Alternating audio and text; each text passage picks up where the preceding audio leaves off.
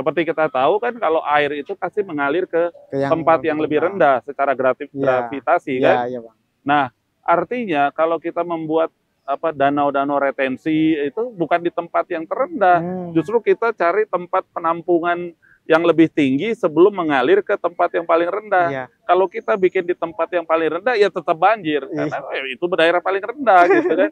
Nah, ini kadang yang tidak dipikirkan. Kota Bandung harus memiliki rencana induk sistem drainase kota yang sampai hari ini kita belum memiliki. Jadi apa yang dilakukan oleh SKPD tersebut masih sifatnya masih sporadis, masih sifatnya pemeliharaan, bukan untuk mengatasi banjir.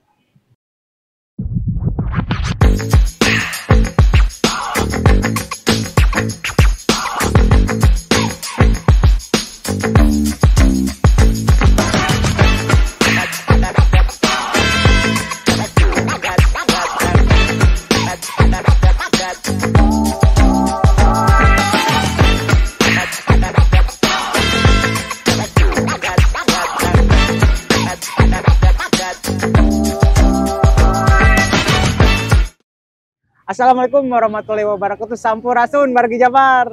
Kali ini kita sangat spesial sekali dengan Pak Polmar Siswanto Silalahi, Pak. Iya, betul. Sehat, Pak? Sehat. Sehat. Harus sehat ya. Harus sehat. Dan kita kali ini berbeda tempat, Kang. Ada di Taman Kiara Arterpark gitu, Pak. Nah, ini suasananya cukup ramai juga ya, Pak. Betul. Menggambarkan suasana Kota Bandung hari ini, Pak. Cerah gitu, Pak. Saya sebutnya Bapak tuh apa? Bang Polmar. Bang Polmar aja. Sehat ya, Bang Polmar? Sehat. Bang, kan Polmar Siswanto Silalahi. Iya. Kok asli Sumatera Utara? Utara. Kok ada Siswantonya itu? Kang Amal, terima kasih. Wargi Jabar, selamat sore, salam sehat, sahabat Bang Polmar. Ya, pertanyaan dari Kang Amal ini sering Abang... Erwin, Pak. Kang Erwin, sorry ya, Kang Erwin sering Abang terima manakala Abang lagi kunjungan ke dapil, ya, bertemu dengan berbagai pihak gitu. Memang unik. Unik. Ini nama saya itu pemberian dari orang tua kan, tentunya. Betul. Jadi waktu orang tua saya dulu masih di kampung begitu ya, di Sumatera Utara, dia bergaul banyak sekali dengan orang-orang Jawa waktu itu yang transmigrasi ke Sumatera Utara. Sehingga jiwa nasionalisnya itu sudah terbangun sejak lama, sehingga suatu saat waktu saya lahir, menurut beliau begitu terkesannya dengan sahabat-sahabat dia dari suku Jawa begitu, dia memberikan nama saya juga Siswanto. Jadi ada Polmar Siswanto Silalahi. Silalahi kan marga tuh. Marga ya. Jadi kalau dilihat dari nama kan udah pastilah Bang Polmar ini produk dari orang tua yang sudah punya semangat nasionalisme. Iya, betul. Itu. Tapi orang tua asli Sumatera Utara, Pak? Iya, dua-duanya. Dua-duanya asli dari Sumatera Utara. Iya. Tetapi pergaulan dari orang tua, kebetulan orang tua ini kan purnawirawan Polri juga. Iya.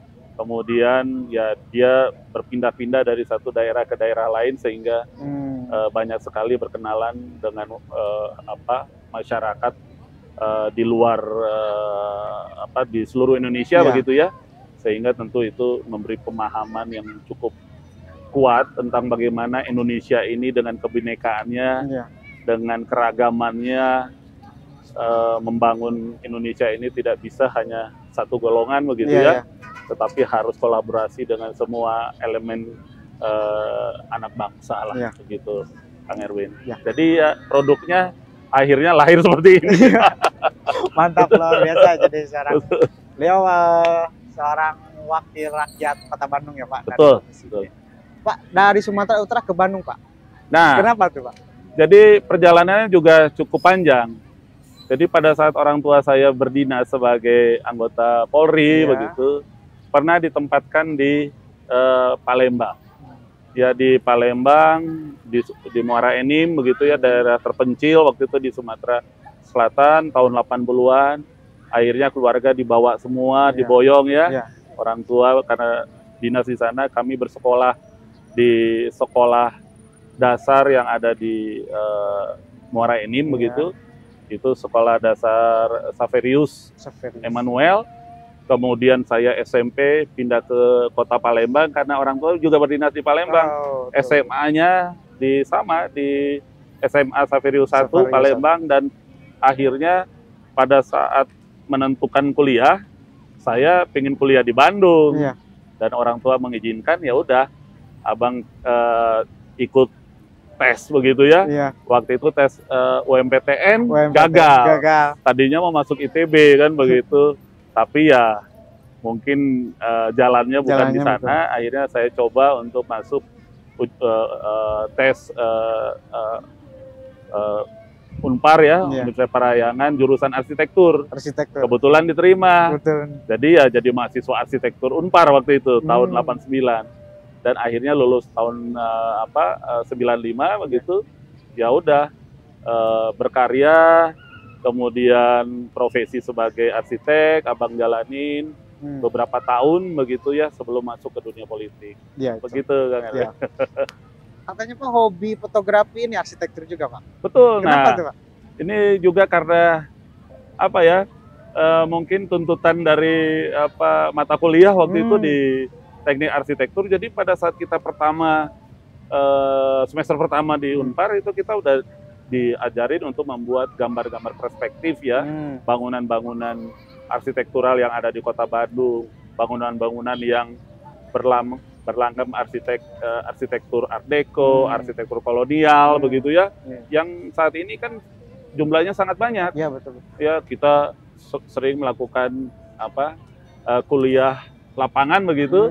Dengan mendesain atau membuat gambar-gambar arsitektural bangunan-bangunan cagar budaya, bangunan-bangunan heritage yang sekarang dilindungi ya, karena bagian dari kekayaan budaya lokal Kota Bandung yang harus kita jaga. Nah, dari situlah mulai tertarik untuk difoto bangunan-bangunan arsitektur di Kota Bandung, dan akhirnya ya jadi hobi. Fotografi bangunan arsitektur lah gitu ya, bangunan heritage. Nah, itulah awal perkenalannya dengan dunia fotografi. Sebenarnya sebelumnya sih belum terlalu terlalu mendalami, tapi setelah itu ya passion juga ya, senang ya lihat bangunan-bangunan Kota Bandung yang kaya akan arsitektur yang menurut saya itu merupakan langgam arsitektur yang sangat unik Kota Bandung ini. Gitu. Untuk karyanya sendiri Bang, apakah punya museum atau untuk diabadikan hasil karya-karya? Ternyata memang dalam perjalanannya ini juga saya tidak sampai ke profesi sebagai fotografer gitu ya. Saya hanya pernah ada beberapa kali ikut pelatihan dan lain sebagainya. Dan tentunya setelah masuk dunia politik agak-agak berkurang. Gitu ya. Agak-agak berkurang, tapi selalu ingin agar bangunan cagar budaya di Kota Bandung ini harus menjadi bagian dari pelestarian, konservasi bangunan-bangunan heritage yang tentunya sekarang sudah menjadi destinasi wisata. Beberapa bangunan, situs, kawasan di Kota Bandung sudah menjadi destinasi wisata. Itu Kang Erwin. Abang, dari hobi fotografi arsitektur ke politik, ada apa tuh Bang? Nah, ini juga unik. Nggak tahu ya Bang Volmer, setelah di Bandung kita kerja, kita berprofesi sebagai perencana, tiba-tiba ada salah satu pimpinan dari partai politik ya, PD Perjuangan Jawa Barat waktu itu mengundang saya untuk membangun kantor partai. Itu ya, kantor partai PDI Perjuangan Jawa Barat yang di Jalan Pelajar Pejuang, yang ada flyover sekarang kan. Betul. Nah dari situ saya sebagai profesi arsitek tentu profesional saja. Saya membangun kantor sesuai dengan permintaan dari klien saya waktu itu, PDI Perjuangan Jawa Barat begitu ya. Dan proses pembangunannya waktu itu memang cukup panjang waktunya, karena kita tahulah pada saat itu kan ya PDI Perjuangan masih merupakan partai yang perlu membenahi strukturnya, sekretariatnya, karena bagi mereka kalau partai belum memiliki kantor yang representatif, bagaimana masyarakat bisa berkomunikasi dengan kader-kadernya, kira-kira gitu. Betul. Ya saya mendalami, saya membantu, dan akhirnya terwujud. Nah dalam perjalanan itu tentu saya mengenal dong dengan tokoh-tokoh partai ya, pengurus partai dan lain sebagainya. Akhirnya ya satu saat ditawarkan gitu, bagaimana kalau mau menjadi calon anggota legislatif. Awalnya sih nggak percaya gitu ya, tetapi ya karena sudah ditugaskan begitu ya untuk menjadi anggota calon legislatif begitu, ya saya coba, dan waktu itu ditempatkan di Kota Bandung. Di Kota Bandung, di Dapil 6, dan alhamdulillah terpilih. Terpilih dan peroleh hasil suara 5.000 lebih ya Pak? Ya, 5.000 lebih waktu itu, dan ya tentu itu merupakan apa ya, satu kebanggaan tersendiri karena saya baru pertama ikut di pemilihan legislatif, tapi langsung terpilih begitu, dan itu bagi saya satu kebanggaan ya. Gitu.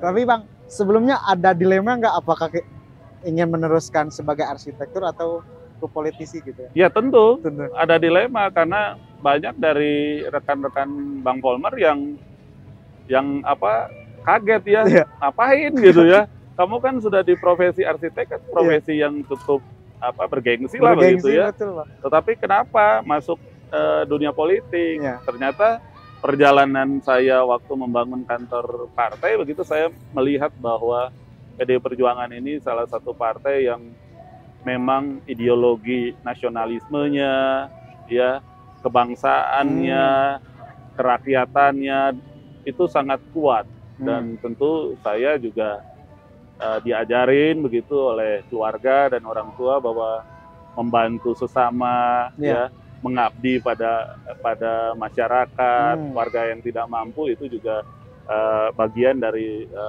tugas mulia begitu. Jadi bagi saya sih yang kita cari kan sebenarnya bukan sesuatu yang duniawi begitu ya. Betul. Kita dengan membantu sesama, membantu warga yang tidak mampu begitu ya, yang kurang mampu ya, itu tugas yang menurut saya juga sangat penting.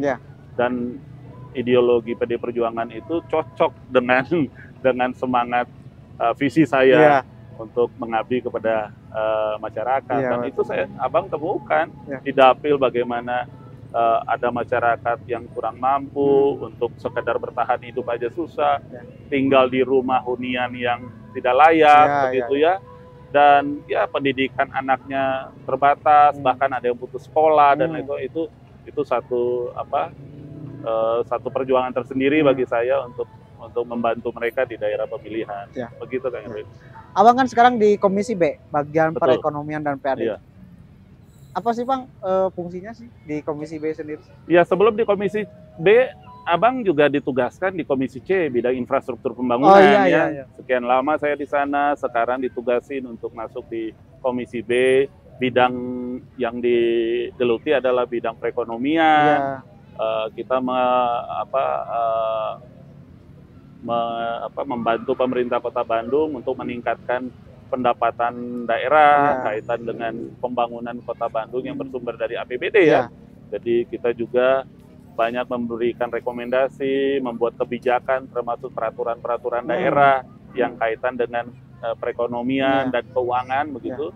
Sekaligus juga kita mendorong agar BUMD Kota Bandung, badan usaha milik daerah ini juga bisa ikut membantu pemerintah Kota Bandung untuk melayani publik begitu ya, warga Kota Bandung, agar juga meningkatkan pendapatan berkontribusi bagi pendapatan asli daerah.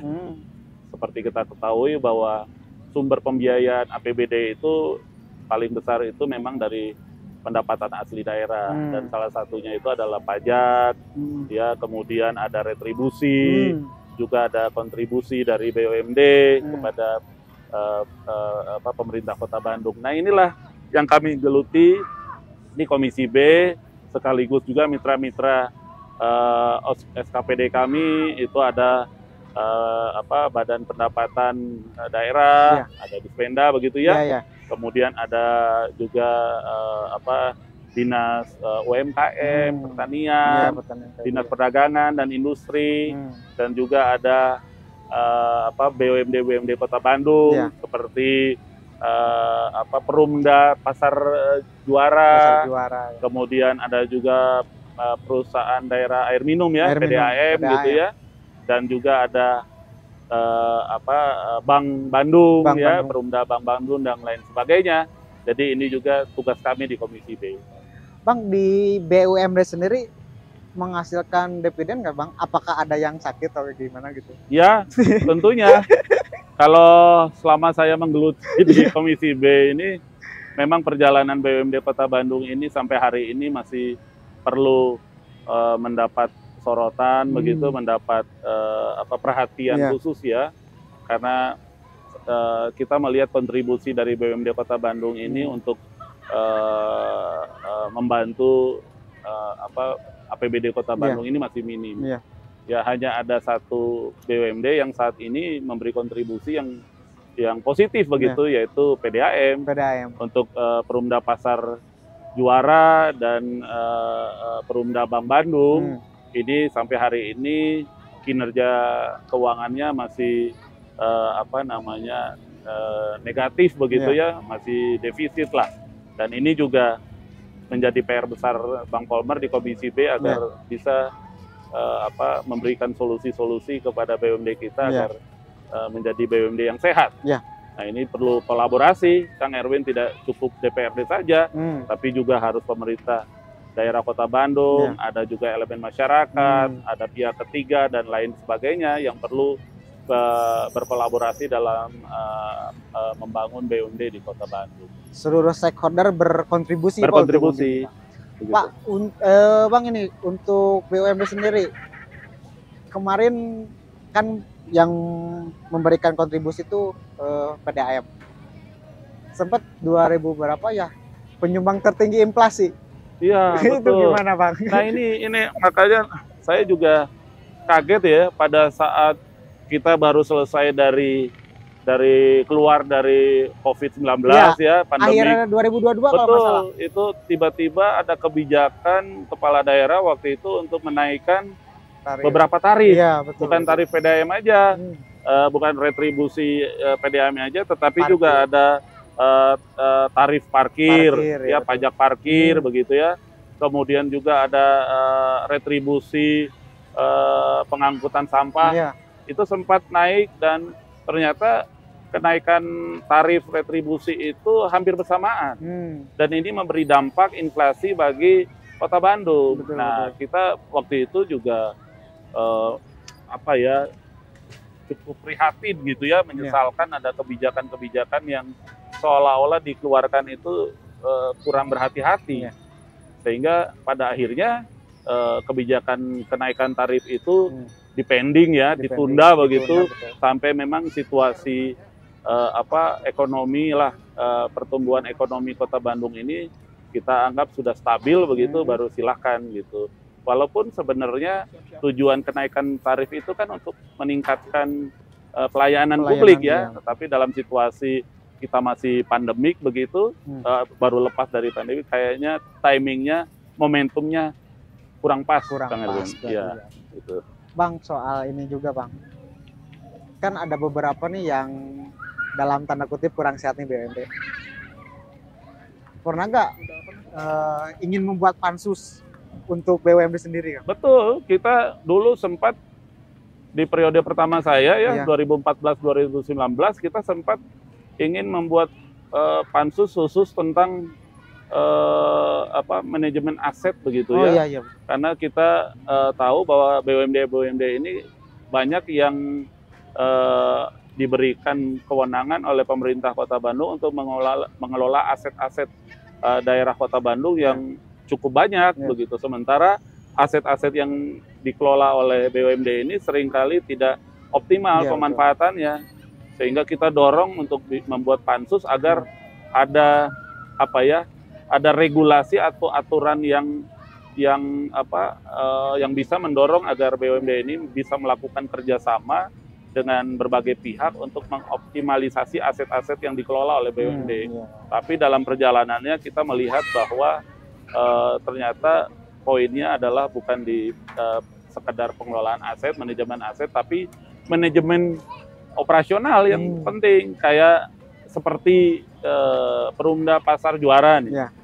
Beberapa waktu yang lalu kita masyarakat luas tahu gitu. Ya. Direktur utamanya di rootnya itu bisa mengundurkan diri, sampai beberapa di rootnya itu mengundurkan diri. Ini kan berarti menunjukkan ada sesuatu yang tidak beres lah di manajemen Perumda Pasar, dan itu harus dibenahi. Dan kita dorong sekarang di root yang baru, mudah-mudahan dia punya visi yang baik ke depan, harus menghadapi permasalahan yang ada, dan ya kita dukung lah kalau upaya-upaya menyehatkan Perumda ini bisa dilakukan secara konsisten begitu ya. Kemudian di Bank Bandung juga kita melihat Perumda Bank Bandung itu belum diberi peluang untuk melakukan ekspansi terhadap pelayanan-pelayanan perbankan. Selama ini kan warga Kota Bandung hanya melihat Bank Jabar, BJB. Padahal kita tahu warga Kota Bandung khususnya kan kita punya nih Bank Bandung, itu BPR Bank Bandung lah, gitu. Yang sebenarnya bisa saja bersaing dengan BJB. Contohnya kalau Kang Erwin bisa tanyakan gitu, sebagian besar ASN Kota Bandung ini kan punya rekeningnya itu kan di BJB. Iya, betul. Ya, kenapa kita punya bank sendiri ya, yang itu juga dari APBD Kota Bandung begitu ya kita bentuk ya. Kenapa kita nggak menabung begitu ya, betul. Atau payroll-nya atau penggajiannya di lewat Bank Bandung. Iya, betul. Gitu. Atau ada, itu kan perlu keberpihakan lah, betul. Melalui kebijakan kepala daerah begitu.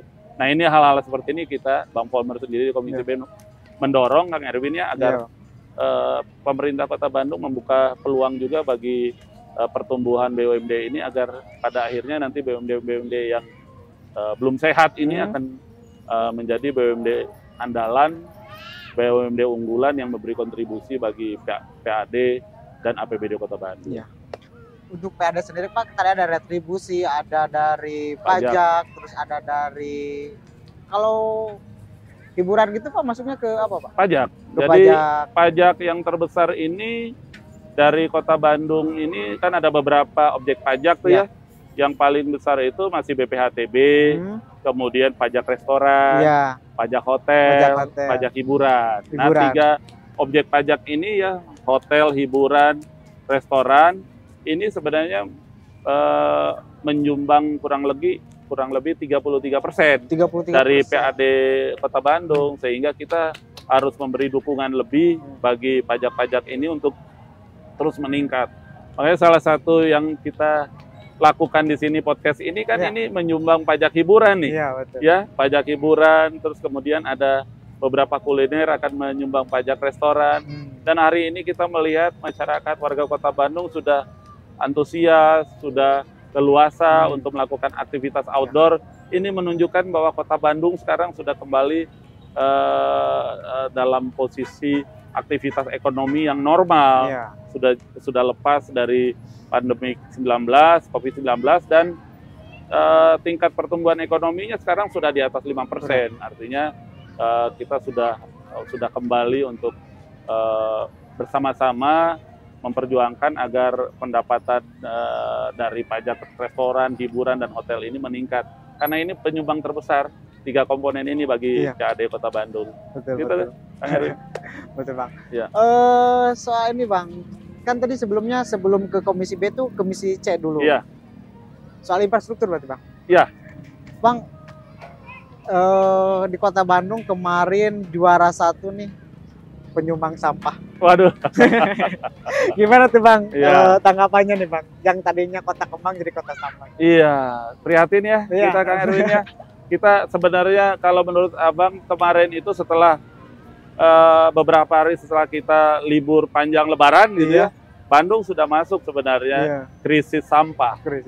Krisis sampah karena menurut saya sebenarnya apa permasalahan sebenarnya sampai kita hampir mengulangi permasalahan sampah beberapa tahun yang lalu yang sempat ada istilah mungkin julukan yang kurang pas ya, negatif bagi Kota Bandung, Bandung sebagai lautan sampah. Ya. Karena Bandung belum memiliki kemandirian dalam pemrosesan akhir sampah Kota Bandung. Kita masih tergantung pengolahan sampah akhirnya itu di Sarimukti. Artinya di luar wilayah Kota Bandung.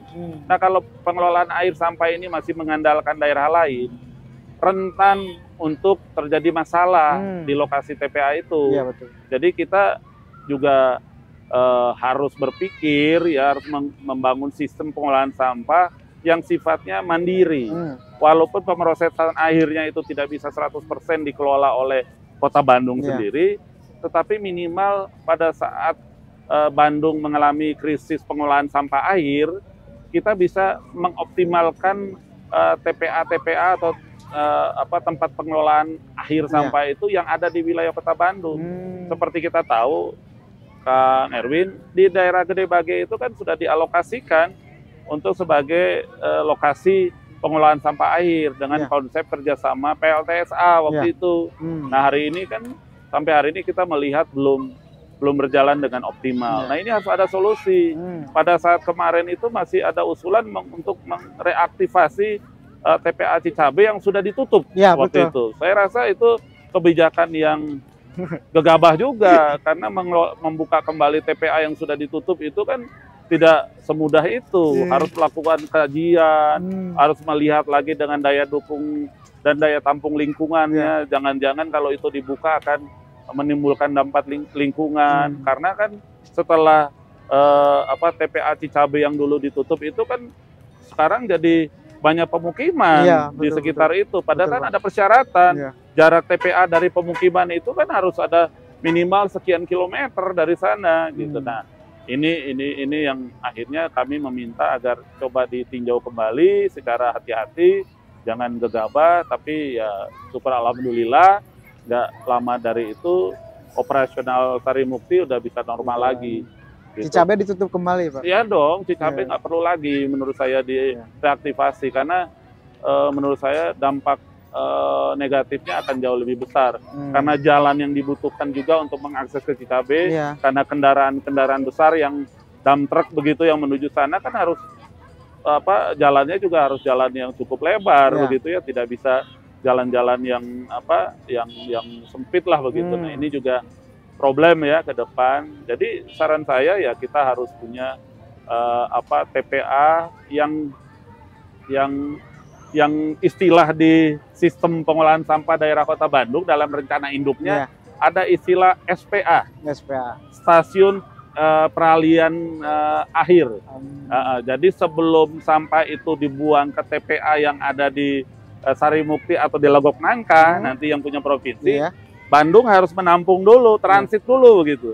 SPA ini kan bisa di lokasi Gede Bage yang sudah dialokasikan untuk PLT saat itu, stasiun peralihan sementara begitu ya, yang itu tugasnya sampah sebelum diangkut ke itu mereka transit dulu karena di situ masih bisa dimungkinkan dilakukan pengolahan, pemilahan, kemudian pemrosesan akhir, apakah itu menggunakan teknologi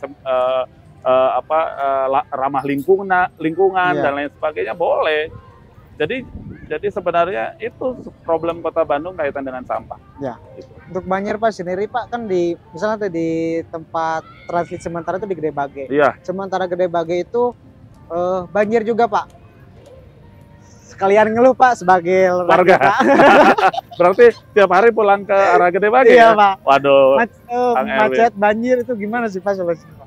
Ya, banjir dan macet ini kadang menjadi dua sisi mata uang yang nggak bisa dipisahkan. Di mana ada banjir biasanya ada kemacetan. Ya, dan dari dulu ya Gede Bage ini menjadi daerah yang paling potensial untuk terjadi banjir. Kang Erwin tahu ya jalan Gede Bage yang di perapatan lampu merah Gede Bage dan jalan rumah sakit itu udah berapa kali ditinggikan ya oleh pemerintah pusat karena itu jalan nasional kan ditinggikan berapa kali tapi masih saja banjir. Kenapa? Karena memang Gede Bage ini menjadi daerah yang paling rendah di Kota Bandung. Seperti kita tahu kan kalau air itu pasti mengalir ke tempat yang lebih rendah secara gravitasi kan. Iya, Pak. Nah, artinya kalau kita membuat danau-danau retensi itu bukan di tempat yang terendah. Justru kita cari tempat penampungan yang lebih tinggi sebelum mengalir ke tempat yang paling rendah. Iya. Kalau kita bikin di tempat yang paling rendah ya tetap banjir karena itu daerah paling rendah gitu kan. Nah, ini kadang yang tidak dipikirkan karena satu PR lagi Kang Erwin yang Bang Polmer waktu di Komisi C itu sering menyampaikan kepada SKPD terkait dalam hari ini Dinas Sumber Daya Air dan Bina Marga SDBM itu bahwa Kota Bandung harus memiliki rencana induk sistem drainase kota yang sampai hari ini kita belum memiliki. Jadi apa yang dilakukan oleh SKPD tersebut masih sifatnya sporadis, masih sifatnya pemeliharaan, bukan untuk mengatasi banjir. Kita lihat beberapa kegiatan ada berbagai dibuka ya, ada penampungan air, taman-taman yang berfungsi untuk penampungan air, semua itu pada saat hujan besar tidak efektif, banjir mah tetap banjir. Jadi kan kalau dokumen rencana induk dibuat dengan baik, kita harus bisa mengukur tuh berapa debit hujan maksimal yang bisa ditampung oleh sistem drainase Kota Bandung. Kalau Kang Erwin sering kan hujan baru 15 menit, 30 menit, baru setengah jam udah banjir di mana-mana. Betul. Padahal dulu mungkin udah berjam-jam, udah 2, 3, 4 jam baru banjir kan. Ini mah 15 menit aja, 20 menit udah banjir, udah telepon dari mana, Bang, macet Bang, banjir di mana-mana. Fakta itu, nggak bisa dihindari. Nah, macet tentu ada kaitan juga dengan banjir, tapi tentu macet juga berkaitan dengan sistem transportasi publik massal di Kota Bandung yang belum dibangun dengan baik. Demikian, Kang Erwin. Bang, upaya apa yang dilakukan Abang dari Komisi B untuk mendorong Pemkot Bandung untuk segera merealisasikan destinasi itu, Bang? Iya, pertama harus ada perdanya, raperdanya. Ini ada musik sedikit di belakang kita, tapi nggak apa-apa lah, ini kemeriahan di kafe ya, Kang Erwin. Jadi tadi yang Abang, selama kita belum mempunyai rencana induk sistem drainase kota, selama itu juga penanganan banjir di Kota Bandung tidak bisa dilakukan secara terintegrasi. Karena ya namanya air, banjir, hujan turun di Kota Bandung kan nggak milih-milih.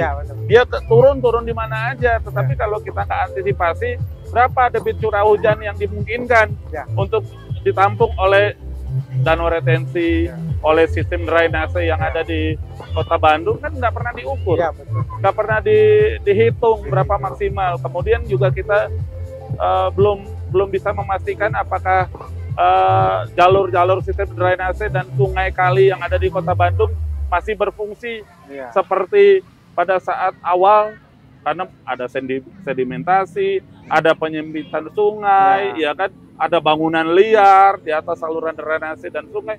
Sampai hari ini belum bisa tertangani dengan baik. Jadi kita perlu pemimpin yang tanda petik lah untuk Kota Bandung, yang tangan besi begitu. Kalau hanya pemimpin yang terlalu kompromi dengan pelanggaran-pelanggaran yang ada di Kota Bandung, saya kira perlu waktu lama untuk membenahi Kota Bandung. Kota Bandung tanpa wali kota, Pak. Tinggal menghitung bulan. Catatan apa dari Bapak untuk Pemkot Bandung untuk direalisasikan segera mungkin, Pak? Iya, ini juga keprihatinan kami, Kang Erwin. Kota Bandung kayak pemerintah Kota Bandung kayak pemerintahan yang autopilot. Tidak ada pemimpinnya, semua berjalan apa adanya. Karena apa? APBD 2023 kan sudah disepakati kemarin, sehingga tinggal berjalan. SKPD tinggal menjalankan pagu anggaran yang sudah diberikan kepada mereka.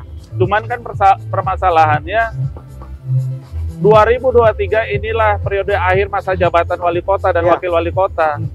Dan kami prihatin pada saat akhir masa jabatan wali kota dan wakil wali kota, Kota Bandung tidak memiliki pemimpin. Dan ya kita sayangkan akhirnya target RPJMD-nya rencana pembangunan jangka menengah daerah wali kota dan wakil wali kota yang kemarin itu tidak akan terpenuhi dengan baik.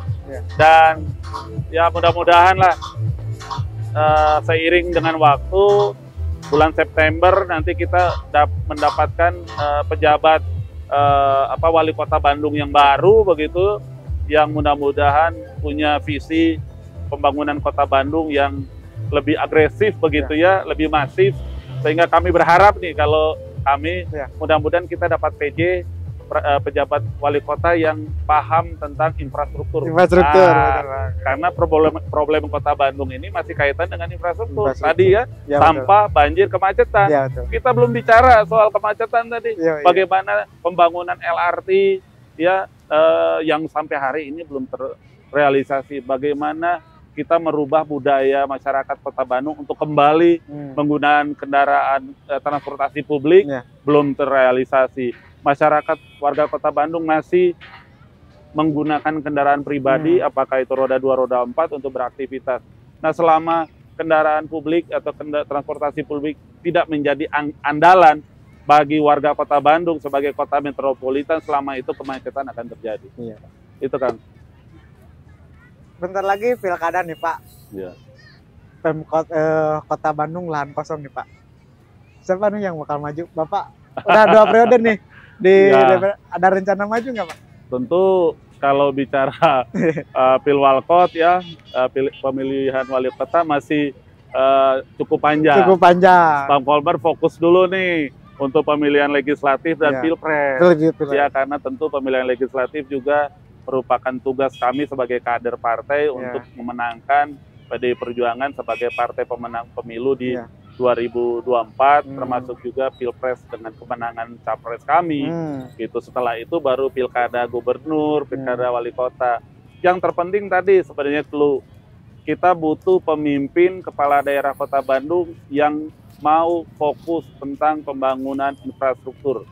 Karena suka atau tidak suka, kota Bandung sekarang sudah menjadi kota metropolitan dengan perdagangan jasa sebagai tulang punggung dari aktivitas ekonomi. Pada saat perdagangan jasa ini menjadi kegiatan ekonomi utama, tentu kebutuhan ruang, kebutuhan pemanfaatan ruang kota Bandung untuk kegiatan itu meningkat drastis.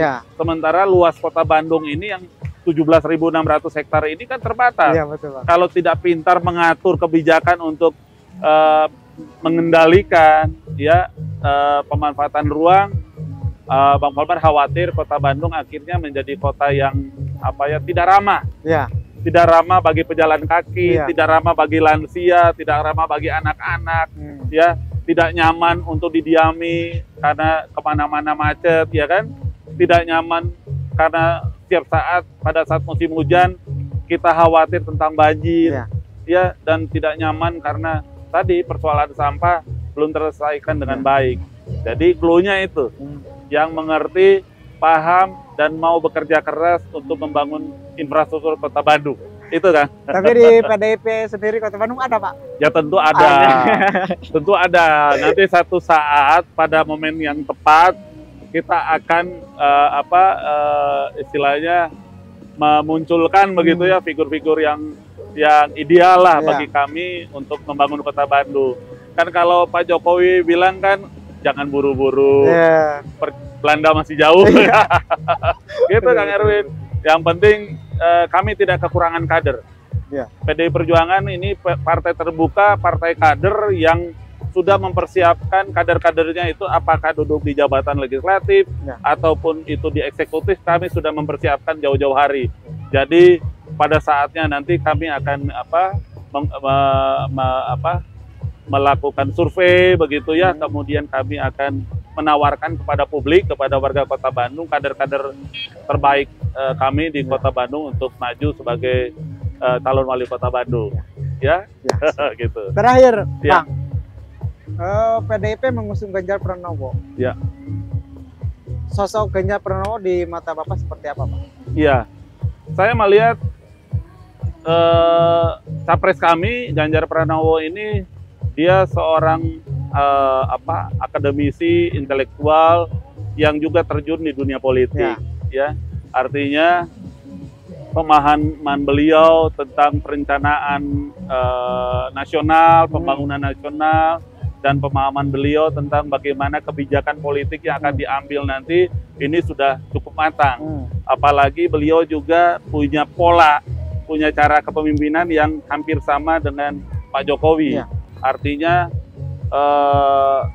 upaya nanti ke depan apabila beliau terpilih untuk melanjutkan PR-PR yang mungkin selama kepemimpinan Pak Jokowi ini belum terselesaikan dengan baik, bisa dilanjutkan oleh Pak Ganjar Pranowo. Dan kami butuh pemimpin yang melanjutkan pembangunan Pak Jokowi yang semua masyarakat sudah mengetahui bahwa pembangunan infrastruktur dan lain sebagainya secara nasional itu sudah mulai terasa, sudah mulai mendongkrak ekonomi, pertumbuhan ekonomi di secara nasional. Dan tentu ini harus dilanjutkan, karena kalau kita berpikir untuk memulai dari awal lagi, yang jadi korban sebenarnya masyarakat, rakyat Indonesia secara keseluruhan, begitu ya. Jadi kita ingin pembangunan yang berkelanjutan. Pembangunan yang berkelanjutan itu artinya dengan arah yang jelas, dan kita berharap siapapun nanti yang terpilih itu juga harus punya semangat, punya visi, punya misi yang sama untuk melanjutkan kebijakan-kebijakan Pak Jokowi yang selama ini sudah dibangun dengan baik. Dan itu terbukti nih, Kang Erwin, terbukti dengan persepsi publik terhadap kinerja Pak Jokowi kan luar biasa.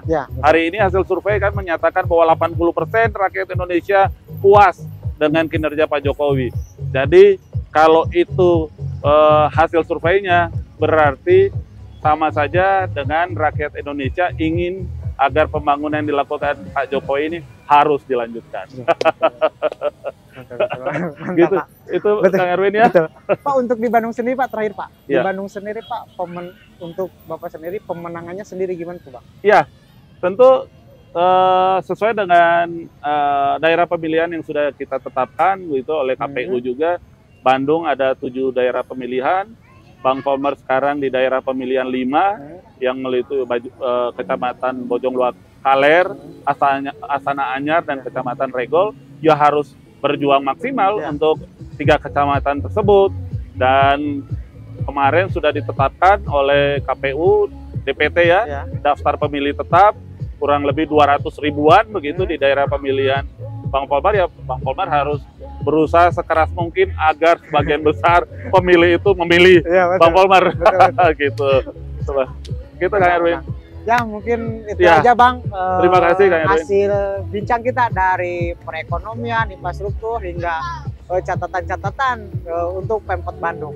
Ya mungkin itu aja Bang. Mohon maaf mengganggu waktunya. Sehat sama-sama selalu, Kang Erwin. sukses, Terima kasih juga. Terus kesehatan ya Bang.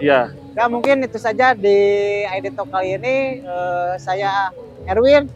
Saya Bang Volmer. Salam sehat, sahabat Bang Volmer. Assalamualaikum warahmatullahi wabarakatuh. Waalaikumsalam.